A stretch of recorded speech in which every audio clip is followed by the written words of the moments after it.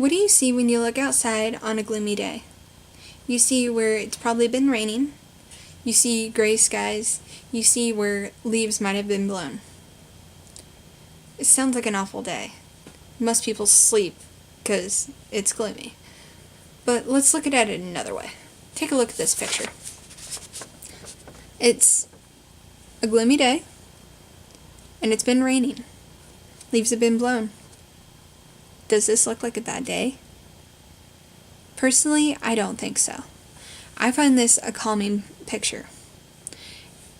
The picture also has a story behind it. Every picture has a story. This one, you can take it as the story of Jesus Christ on the cross, or you can take it as a new beginning. For me, I find it a new beginning. But let me back up a little bit. When I was 3 years old, I fell in love with photography, and I wanted to do nothing more than photography for the rest of my life. And I was little, so of course I don't need a professional camera when I'm 3 feet high. So I was using throwaway cameras for a long time. By the time I was 5 years old, I was placed in front of the camera as a model. Personally, I did not like it because I wanted to be part of the action. I did not want to be the talent in front of the camera. So after that, time went by, and I was a sophomore in high school. I got enrolled into a photography class, which gave me a hands-on approach with a professional camera. In that class, you were either going to do good or bad, because it wasn't the best teacher. If he didn't like you, you were not going to pass this class. If he liked you, you were getting an A+, regardless.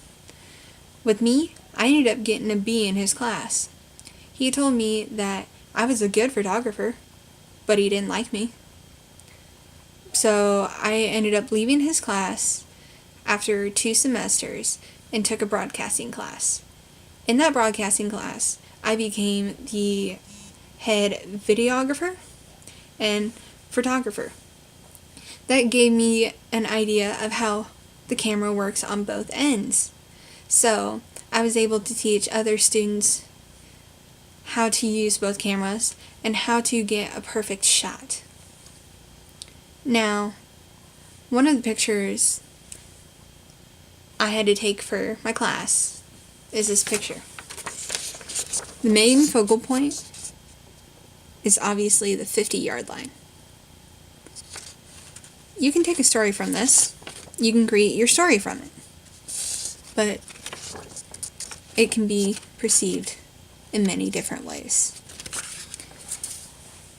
As a photographer, you can take things out of context and put it somewhere else and make it beautiful. It doesn't matter what it could be. Like, for example, take this Pringles can.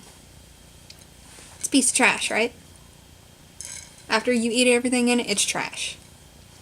Now let's take this out of its context, put it in the middle of a field, leaning against a tree, in the middle of nowhere on a bright, sunny day. It's still trash, right? Wrong. You have it there, and it can tell a story as to how the Pringles can got there. A man could have been walking, and this could have been his last meal. Or someone was there, taking a nap against a tree. Someone brought him some Pringles. It doesn't matter. What matters is the story, how it got there. As a photographer, you can do anything you want. But now I am in college and I'm getting my degree. Eventually, I want to own my own photography shop on the side from what I want to do. But regardless, I want to be behind the camera for the rest of my life.